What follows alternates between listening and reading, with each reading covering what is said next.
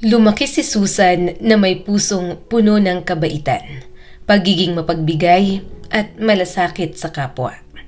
Bata pa lang siya, kilala na siya sa kanilang bakuran at sa paaralan bilang batang hindi marunong magdamot. Kapag may baon siyang candy, palagi niya itong hinahati at ibinibigay sa ibang bata. Kapag may kaklase siyang naiwan na sa aralin, kusa siyang tutulong at walang hinihintay na kapalit. Sa bahay naman, maaasahan siya ng kanyang ina. Hindi na kailangang sabihan. Kusang tumutulong sa gawaing bahay. Nagwawalis, naguhugas ng pinggan, at minsan pa nga'y nagluluto ng simpleng ulam. At higit sa lahat, inaalagaan niya ang matanda nilang kapitbahay kapag ito ay nagkakasakit na at hirap ng gumalaw. Para kay Susan, ang pagtulong ay hindi obligasyon, kundi likas na bahagi ng kanyang pagkatao. Hindi niya pinipili ang mga kaibigan base sa estado sa buhay. Para sa kanya, ang mahalaga ay ang puso. Kaya karamihan sa mga kaibigan niya ay mula sa mga simpleng pamilya. Mga batang sanay magtiis, ngunit marunong mangarap. Madalas, nauuwi sa kanila ang pinakamagaganda niyang laruan dahil para kay Susan, mas masaya siyang may napapasaya kaysa may iniipon para sa sarili. Palagi niyang ipinagmamalaki na ang kanyang nanay ang best friend niya. Lahat ng sikreto niya, maliit man o malaki ay doon niya sinasabi. At buong tiwala si Susan na ganoon din ang kanyang ina sa kanya. Nawala itong itinatago. Tuwing weekend, may maliit silang ritual na hindi nila pinapalagpas. Magkahawak kamay silang naglalakad papunta sa maliit na tindahan ng candy sa kanto. Bibili ng tinapay o matatamis para sa kape. At pag-uwi, magkakasalo silang mag-ina habang nagkukwentuhan tungkol sa paaralan, kaibigan, pangarap, at minsan pati mga simpleng problema sa buhay. Para kay Susan, yun ang pinakamasayang sandali ng kanyang linggo. Habang siya ay lumalaki, mas lalo niyang nararamdaman na may tawag ang kanyang puso, ang tumulong sa kapwa. Kaya matapos ang high school, hindi na siya nagdalawang isip pa. Nag-enroll siya sa kursong psychology sa isa sa mga pinakaprestihiyosong universidad sa lungsod. Mula pa lang sa unang araw, mahal na niya ang pag-aaral. Nakikinig siya sa mga lecture na may ngiti sa labi. Mabilis makaintindi at tila ba sabik na sabik matuto. Para sa kanya, bawat aral ay hakbang papalapit sa pangarap niyang makatulong sa mas maraming tao. Sa gabi, marunong din siyang magpahinga. Mahilig siyang maglakad-lakad, manood ng pelikula, o kaya'y tumambay sa maliliit na cafe kasama ang mga kaibigan. Isang gabi, nakaupo sila ng kanyang matalik na kaibigan na si Bridget sa isang maliit at tahimik na cafe. May hawak silang mainit na tsaa habang pinapanood ang mga ilaw sa labas. "Susan, naiinggit ako sa'yo. Konti lang ha.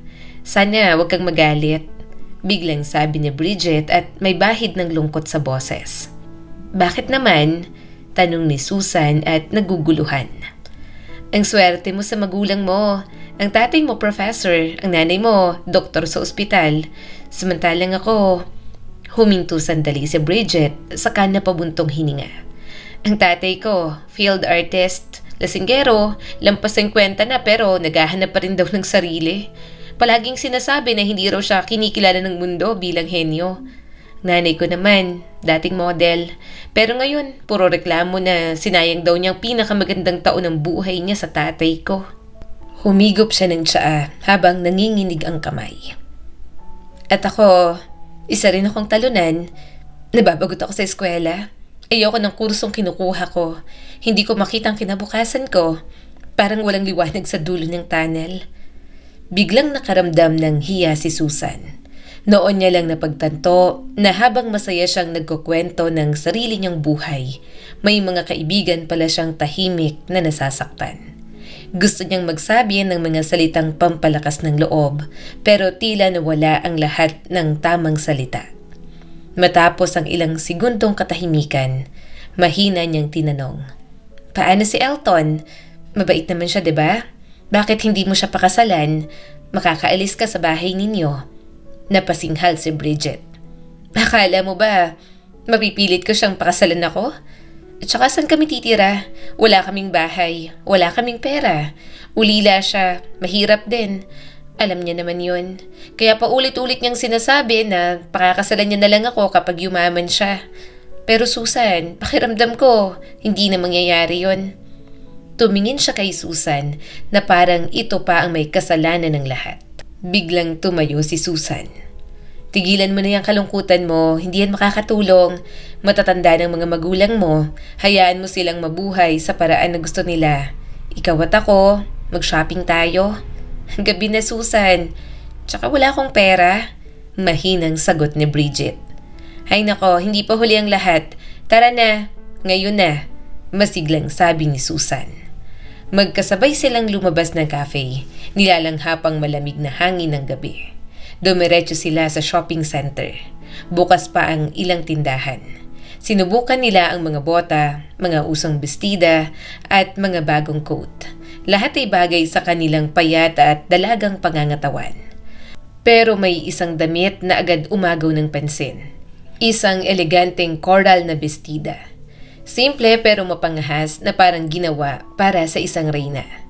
Isa-isa nila itong sinuot, pareho silang napangiti sa salamin.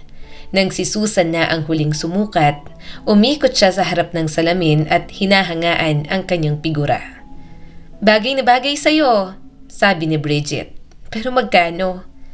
Pagtingin nila sa price tag, alam agad ni Bridget. Hindi niya yon kaya. At higit pa roon, iisa lang ang damit. Ang ganda nito, kukunin ko to, masayang sabi ni Susan habang tinatanggal ang damit. Biglang nawalan ng gana si Bridget sa pamimili. Tahimik siyang tumingin sa paligid, dama ang lungkot. Alam niyang hindi niya kailanman mabibili ang ganitong klase ng damit. Ipinasa ni Susan ang kanyang credit card sa cashier. Maingat na inilagay ng sales lady ang napakagandang bestida sa malaking bag at may ngiting nagsabi, "Balik po kayo ulit." Lumabas sina Susan at Bridget mula sa tindahan at sinalubong sila ng kalsadang puno ng ilaw. Mga streetlight, ilaw ng establishmento at mga sasakyang dumaraan. Preskong presko ang hangin ng gabi. O siya, Susan, salamat sa kape at sa lakad. Natuwa ako kahit papano gumaan ang pakiramdam ko, sabi ni Bridget habang inaayos ang bag sa balikat. Uuwi na ako, gabi na. Mag-taxi ka na kaya? Alok ni Susan. Hindi na, mas komportable ako sa MRT, sagot ni Bridget sabay kumpas patungo sa istasyon. Bridget! Biglang tawag ni Susan. Huminto si Bridget at lumingon. Nakita niya si Susan na may hawak na isang malaking kahon. Yung bagong labas lang nila sa tindahan.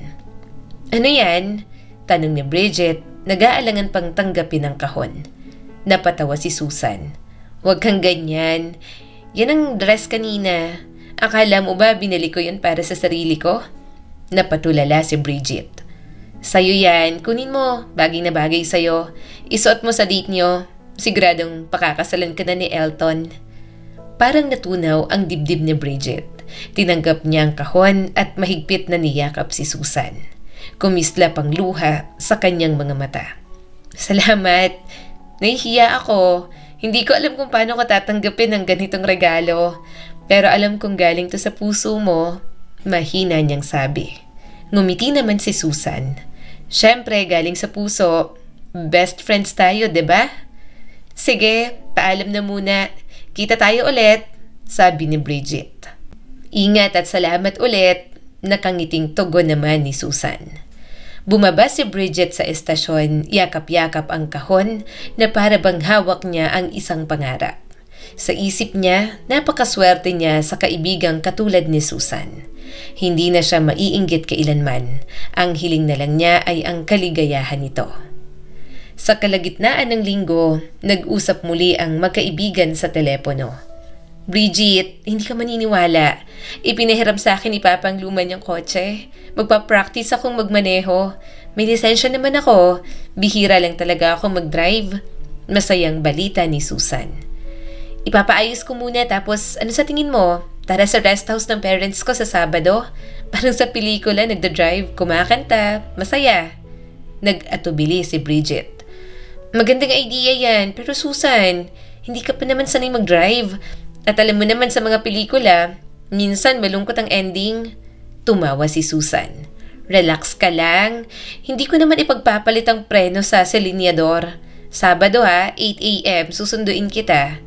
Pumayag si Bridget. Pagsapit ng Sabado, bumiyahe sila papunta sa rest house.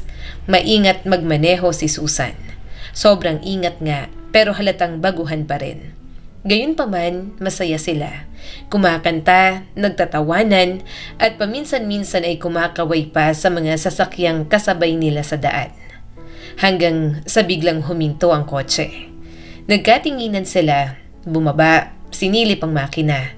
Nagpalitan ng pwesto, pero wala. Hindi nila alam ang problema. Nanlumo si Susan. Ito ang unang malayong biyahe niya ng mag-isa at ngayon mukhang mauuwi sa wala. Napuno ng luha ang kanyang mga mata. Magbubunga nga na sana si Bridget pero nang makita niyang naiiyak na si Susan, kinagat niya ang kanyang labi at niyakap ang kaibigan sa balikat. Hanggang sa biglang may isang kotse na huminto sa likod nila. May problema ba? Nasiraan kayo? Masiglang tanong ng isang binata na bumaba mula sa sasakyan. Wala kang pakialam, mabilis at matalim na sagot ni Bridget. Pero agad siyang siniko ni Susan. Pasensya na po, bigla na lang po kaming tumigil. Hindi namin alam ang gagawin. Ayaw sana naming tumawag ng tow truck. Ngumiti ang binata. Kung ayos lang sa inyo titingnan ko. Hindi. Biglang sagot ni Bridget at medyo galit. Muli siyang siniko ni Susan at pabulong na sinaway. Ano ka ba? Tutulungan na nga tayo. At nakita mo ba ang kotse niya? Kahit mukhang luma, kotse pa rin yan. Lata nga yan. Kung wala siyang pambili ng maayos na kotse, lumayo na lang siya. Ungol pa ni Bridget. Hindi ako maghihintay dito hanggang gabi. Mariing sabi ni Susan. Wala akong pakialam kung anong kotseng meron siya. Humarap siya sa binata. Kung maaari sana pakitingnan, maraming salamat sa tulong. Ngumiti ang lalaki, isinara ang pinto ng kotse nito at lumapit sa makina. Hindi niyo to maayos ng kayo lang, sabi niya sabay iling. Napanguso si Bridget habang sinusuri ang suot nito na simpleng damit. Makalipas ang ilang minuto, umandar muli ang makina. Grabe, para kang salamangkero, tuwang-tuwang sabi ni Susan. Tumawa naman ang lalaki. Hindi naman, mekaniko lang talaga ako. William ang pangalan ko. Susan, sagot niya, sabay abot ng kamay. Iniabot ni William ang kamay kay Bridget pero nagkunwari itong hindi nakita. Bridget, malamig niyang sabi. Mag-ingat kayo, ipacheck niyo sa talyer. Heto ang calling card namin. Kakabukas lang namin pero maayos ang serbisyo. Taga Maynila kami, sabi ni Bridget. Kaya pala. Nakangiting sagot ni William. Dito lang ang shop namin. Dinala ko lang ang nanay ko rito sa probinsya. Ganun ba? Tipid na sagot ni Bridget. Susan, tara na. Utos niya rito. Nahihiya si Susan. Salamat ulit. Dadalhin ko pa ang kotse ko sa inyo. Ingat kayo, sabi ni William at bahagyang namula. Pag alis nila, pinagalitan ni Susan si Bridget. Ikaw ang bastos mo. Susan, mekaniko lang yon. Tinulungan tayo, tapos na. Tsaka gutom na ako. Napabuntong hininga si Susan at nagpatuloy sa pagmamaneho. Masaya ang bakasyon. Habang nag-iihaw ang ama ni Susan, nakaupo naman siya kasama ang kanyang ina. Sa isip niya, ito ang mga sandaling habang buhay na maaalala. Pero kahit payapa ang lahat, may munting kirot sa kanyang puso. Naalala niya si William at kung paano siya tinrato ni Bridget. Pagbalik nila sa lungsod, kinabukasan matapos ang klase, dumiretso si Susan sa talyer. Maliit ang ito at puno ng tao. Nang lumabas si William, suot ang maruming overalls, gusot ang buhok at halatang pagod. Sandali siyang nagulat pero agad nang umiti. Susan, hindi ko inaasahang pupunta ka. Ayoko nang ma-stranded ulit, simple niyang sagot. Tama yan, pero medyo matagal to. Kung nagmamadali ka, ihahatid muna kita. Pumayag si Susan. Nagpalit ng damit si William, nagsuklay, at biglang ibang-iba ang itsura niya. Ang pogi niya pala, naisip ni Susan. Sa biyahe, una ay tahimik, hanggang sa may isang tanong, sinundan ng isa pa at naging masayang usapan. Nalaman ni Susan na 7 taon ang tanda ni William at matagal na niyang pinaghirapan ng talyer kasama ang kaibigan. Sakto lang ang kita pero puno ng pag-asa.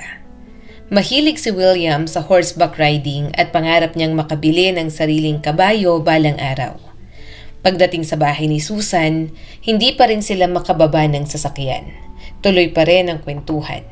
Hindi lang pala mahusay na tagapagsalaysay si William, isa rin siyang masusing tagapakinig. Walang kahit isang salita si Susan na lumipas na hindi niya sineryoso. Kapag nagkakwento ang dalaga, nakatuon ang mga mata ni William at parang ang bawat detalye ay mahalaga. Pareho nilang naramdaman na ayaw pa nilang maghiwalay. Ngunit nang mapansin nilang humahaba na ang usapan sa loob ng sasakyan, napagpasyahan nilang magpaalam na. May kaunting paghihinayang, may kaunting kaba. Nagpalitan sila ng cellphone number at doon nagsimula ang isang pagbabago sa buhay ni Susan. Kinagabihan ding yon, tumawag si William. Pagkarinig pa lang ni Susan sa malambot at mahinahong boses sa kabilang linya, tila may kung anong kumurot sa kanyang puso. At sa sandaling yon, malinaw niyang napagtanto na hulog na siya sa lalaking ito at wala nang balikan pa. Sa mga sumunod na araw, nagsimula silang mag-date. Sa una, kunwari lang, parang mekaniko at customer. Palaging may dahilan. Kailangang ayusin ang kotse.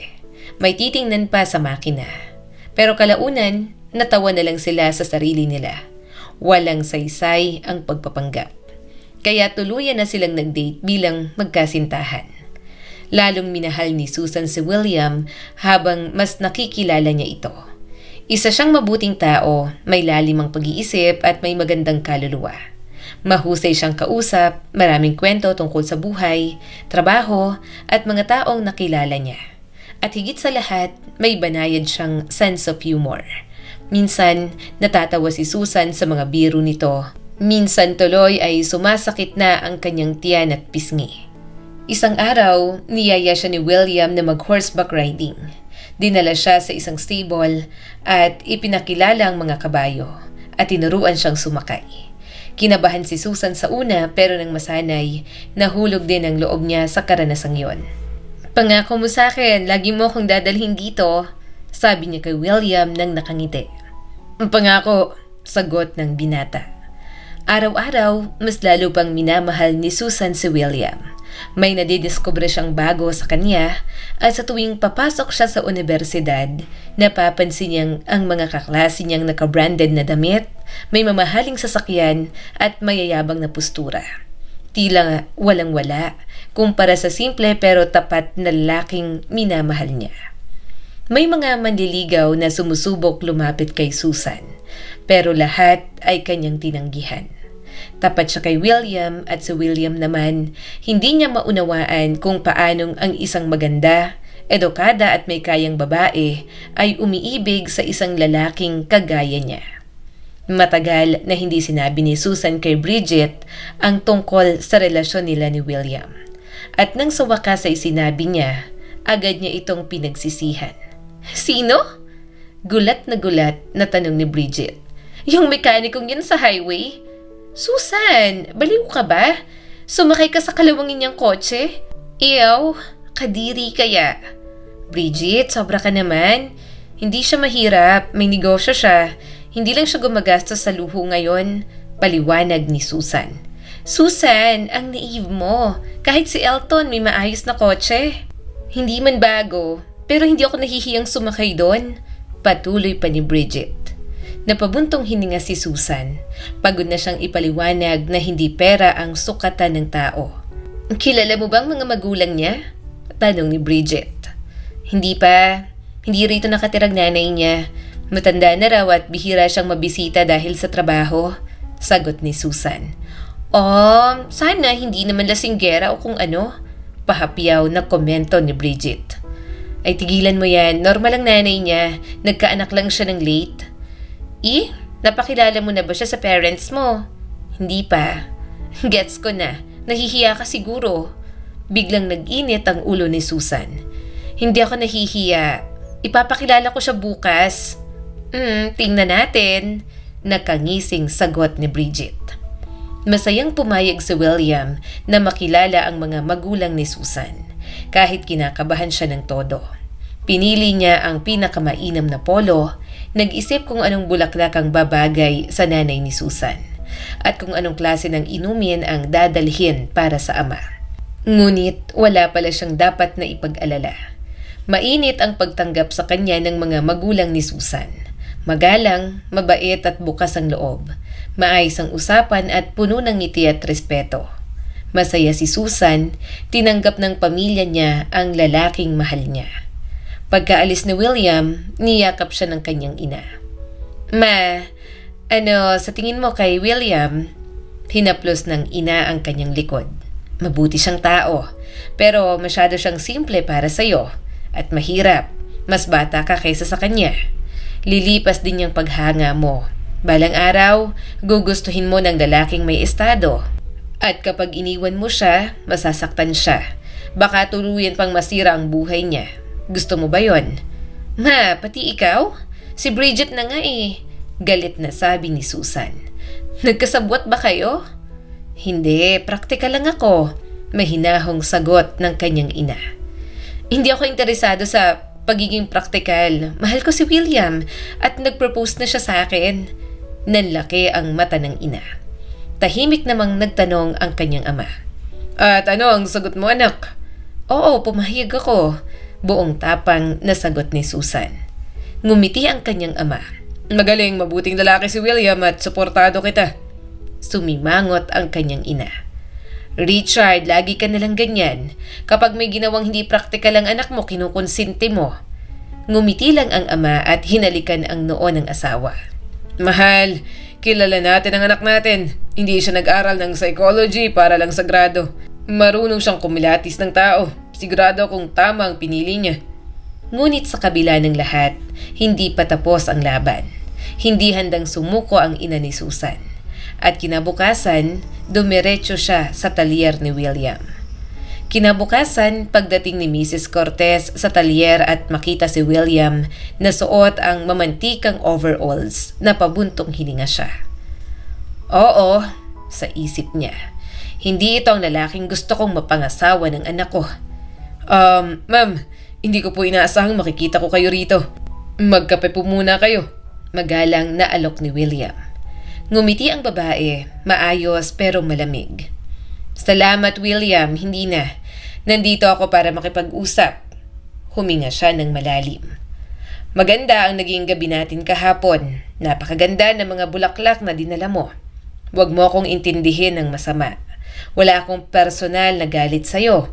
Pero sa tingin ko, wala kayong kinabukasan ni Susan. Natigilan si William. Hinanap niya ang tamang salita, pero tila naunahan na siya ng babae. Si Susan ay napakabata pa. Kaka-19 pa lang niya. Ikaw? 26 na po. Mahinang sagot ni William. Kita mo, ikaw handa ka na sa pamilya, sa asawa, sa responsibilidad. Pero si Susan, hindi pa. Kailangan niya ng ibang klase ng lalaki. Naintindihan mo ba? Ibang-iba sa'yo. Pinilit ni William na manatiling kalmado. Salamat po sa payo, Mrs. Cortez. Pero kami po ni Susan ang magpapasya. Nag-iipon po ako para sa kasal. Kapag dumating ang panahon at hindi pa rin nagbabago ang isip niya, pakakasalan ko po siya. Tumayo siya at mariing nagsabi. Kung maaari po, may trabaho pa po ako. Pag-isipan mo ang sinabi ko, iho. Malamig na tugon ni Mrs. Cortez bago tuluyang umalis. 3 buwan na halos hindi natulog si William. Araw at gabi siyang nagtatrabaho, lahat ay para sa isang pangarap. At sa wakas, nakabili siya ng singsing. Isang eleganteng diamond ring na agad nagustuhan ni Susan. Nang makita ni Susan ang presyo, alam niyang lagpas yon sa kakayahan ni William. Love, pwede namang masimple kahit mas mura. Ngunit mariing umiling si William. Ang babaeng pinapangarap ko dapat ay may kumikislap na diamante sa daliri niya. Hindi na nakapagsalita si Susan. Yakap lang ang naisagot niya. Payak ang kasal, tanging ang mga pinakamalapit lang ang inimbitahan. Kabilang si Bridget bilang saksi. Suot ni Bridget ang coral na bestida, ang regalong matagal niyang iningatan at hindi kailanman isinuot. Para sa kasal mo lang to, Susan, sabi niya noon. Bagamat hindi pa rin siya boto sa groom, pinili niyang manahimik sa araw ng kasal. Si Mrs. Cortez, kahit may alinlangan pa rin, ay tinanggap na ang nangyayari. Lalo siyang nagulat nang makita ang mamahaling singsing. Sa kaibuturan ng puso niya, naniniwala pa rin siyang hindi magtatagal ang kasal na ito. Sa kasal din, unang beses nakilala ni Susan ang ina ni William. Matagal na niya itong hindi napuntahan at ngayon labis ang kanyang hiya. Si Aling Marites pala ay isang matandang babae. May sakit ang mga binti at hirap maglakad. Hindi inaasahan ni Susan kung gaano kabilis nagkasundo ang dalawang ina. Nagkwentuhan, nagtawanan, tila ba matagal nang magkakilala. Masaya ang lahat. Kahit si Mrs. Cortez ay napapangiti na rin.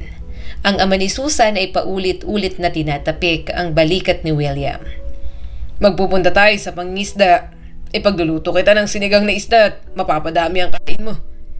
Biglang sa gitna ng romantikong tugtugin, Aling Marites, kayo po ba talaga yan? Natahimik ang lahat. Lumingon ang mga bisita. Namula si Bridget, pilit hinihila pababa ang manggas ng lalaking katabi niya. Ngunit huli na. Tumayo ang lalaki at tumakbo papunta kay Aling Marites. Kayo nga, hindi po kayo nagbago kahit matagal na. Napatakip sa bibig si Aling Marites.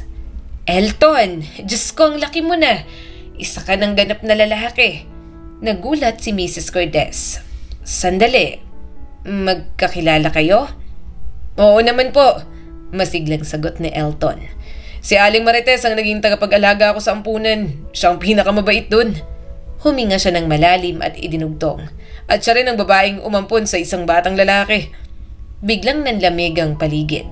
At sa sandaling yon, may isang katotohanang unti-unting umaahon sa ibabaw. Sandali, siya ba yan? Siya nga. Siya nga yun. Nanginginig ang boses na sabi ni Aling Marites, sabay ngiti na puno ng alaala. Nanlaki ang mga mata ni Mrs. Cortez. Teka, hindi ko maintindihan. Ibig mong sabihin, hindi mo anak si William. Umiling si Aling Marites, mahinahon ngunit matatag. Hindi ko siya biological son. Pero sa lahat ng bagay, ako ang kanyang ina. Mahal na mahal ko siya at mahal niya rin ako. Hindi man kami madalas magkita, araw-araw niya akong tinatawagan. Siya ang nagbabayad ng gamutan ko kahit alam kong hirap din siya sa pera. Napasinghap ang mga bisita. Inampun ko siya noong sanggol pa lang. Kinuha siya ng mga pulis mula sa mga magnanakaw, mga taong gumagala. Ninakaw pala ang bata, pero hindi na natagpuan ang tunay na magulang. Mayroon siyang birthmark sa braso, hugis suklay. Akala ko dahil doon may maghahanap sa kanya. Huminto saglit ang matanda at may pinipigil na luha. Nagpunta ako sa pulis pero magulang panahon nun. Walang nagmalasakit, walang naghanap at baka patay na rin ang tunay niyang ina. Pero napakabait at napakaganda ng batang yon. Kaya kinuha ko, inalagaan at minahal. Hindi na pinakinggan ni Mrs. Cortez ang kasunod na salita. Tumayo siya, nanghihina, nanginginig at lumapit kay William. Hinawakan niya ang kaliwang kamay ng binata. Marahang itinaas ang manggas ng Amerikana. At nang makita niyang birthmark, bumagsak siya. Biglang tumigil ang musika, nagkagulo ang mga bisita. May nag-abot ng tubig, may umalalay. Maya-maya ay nagmulat ng mata si Mrs. Cortez. William, ipakita mo ulit. Nang makita niyang muli ang marka, idinikit niya ang mukha sa palad ng binata at humagulgol. Anak! Anak ko! Diyos ko! Ikaw nga si Nick, ang munting batang nawala sa akin. Nabalot ng mabigat na katahimikan ang buong bulwagan. Hindi makagalaw si William. Hindi niya alam kung ano ang mararamdaman. Samantalang si Mrs. Cortez, paulit-ulit na hinahalikan ang kanyang mga kamay. Humihingi ng tawad, umiiyak ng buong puso. Matagal bago siya kumalma. Bago niya nakayanang magkwento. Maraming taon ang nakalipas. May nobyo ako noon. Nabuntis ako. Nangako siyang pakakasalan ako, pero nang ipinanganak si Nick, bigla na lang siyang nawala. Tahimik ang lahat. Mag-isa kong pinalaki ang anak ko. Wala akong kamag-anak. Kamamatay lang ng nanay ko noon. Pinilit kong tapusin ang medisina, pero hindi ako makapag-internship dahil walang magbabantay sa bata. Kaya nagtrabaho ako sa bodega. Doon, pwede kong dalhin si Nick. Nakalagay lang siya sa stroller. Napapikit siya at sariwa pa rin ng sakit. Isang araw, sobrang init sa loob.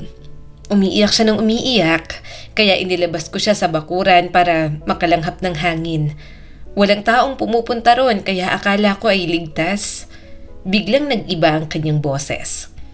May accountant na tumakbo papunta sa akin at sumisigaw. Nung una hindi ko maintindihan, pero nang malinawan ako, parang gumuho ang mundo ko. Humigpit ang kanyang kamao. May nakita raw siyang babaeng magnanakaw. Kinuha si Nick mula dun sa stroller at tumakbo. Sinubukan nilang habulin pero huli na. Paglabas ko ng gate, wala na siya. Maraming taon silang naghanap. Pero hindi nila natagpuan si Nick. Wala akong nagawa kundi tanggapin ang pagkawala ng anak ko. Bulong ni Mrs. Cortez. Mama, mahinang tanong ni Susan at nanginginig ang boses. Ibig sabihin, si William ay kapatid ko? At hindi na kami pwedeng magpakasal? Tumingin si William kay Susan. Halo ang sakit, takot at pagkalito. Sa sandaling yon, nagsalita ang ama ni Susan.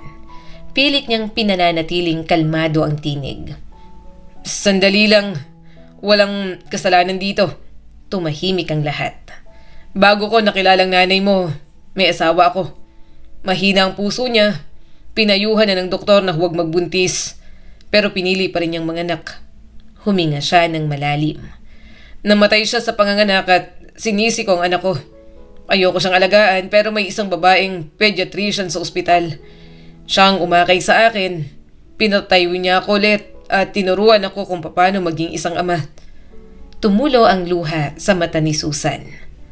At ang babaeng yon, siya ang ina ni William. Nagkatinginan ng lahat.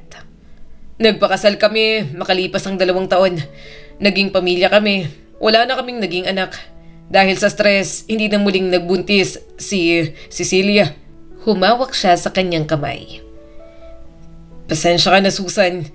Hindi namin sinabi sa iyo ang totoo tungkol sa tunay mong ina. Gusto ka naming iligtas sa sakit. Ngumiti siya ng marahan. Ngayon malinaw na, hindi kayo magkapatid ni William kaya tumingin siya sa paligid. Itaas na ulit ang musika. Matutuloy ang kasal. Sabay tapabuntong hininga sina Susan at William. Parang parehong nabunutan ng tinik. Nagyakapan sila, naghalikan at umiyak sa tuwa. Si Mrs. Cortez umiyak sa balikat ni Aling Marites. Paulit-ulit na nagpapasalamat. Salamat sa pag-aaruga sa anak ko. Salamat sa pagmamahal mo sa kanya. Si Bridget, sakalang namalayan na 15 minuto na pala siyang nakanganga. Lumapit siya kay Susan. Ano na ngayon ang gagawin niyo? Ngumiti si Susan, isang ngiting payapa, buo at sigurado. Ano pa ba? E di mabubuhay kami. Humawak siya sa kamay ni William. Mamumuhay kami ng masaya. Sa kwentong ito, natutunan natin na hindi lahat ng mahalaga ay nakikita ng mata. Ang tunay na halaga ng isang tao ay hindi nasusukat sa pera, estado ng buhay o itsura ng kanyang trabaho, kundi sa kabutihan ng kanyang puso, katapatan at kakayahang magmahal. Ipinakita rin ang kwento na ang pag-ibig na totoo ay hindi natitinag ng panghuhusga ng iba. Kapag pinili mong makinig sa sarili mong puso, kahit mahirap at kahit may tumutol, may gantimpala itong kapayapaan at kaligayahan. At higit sa lahat, ipinapaalala nito na ang katotohanan, gaano man kasakit o katagal na itinago, ay may tamang panahon ng paglalantad. Kapag lumabas ang totoo, hindi ito laging para manakit. Minsan, ito ang mismong daan para maghilom ang sugat ng nakaraan at mabuo ang pamilyang minsang nagkawatak-watak. Sa huli, ang pag-ibig na may sakripisyo, kabutihan at pagpapatawad, yon ang pag-ibig na nagtatagal. At kapag pinili mong magmahal ng wagas, ang buhay mismo ang gagawa ng paraan para ituwid ang lahat. Muli, ako po si Skylar Guro at sana may bago na naman kayong natutunan sa kwento natin ngayon. Maraming salamat po.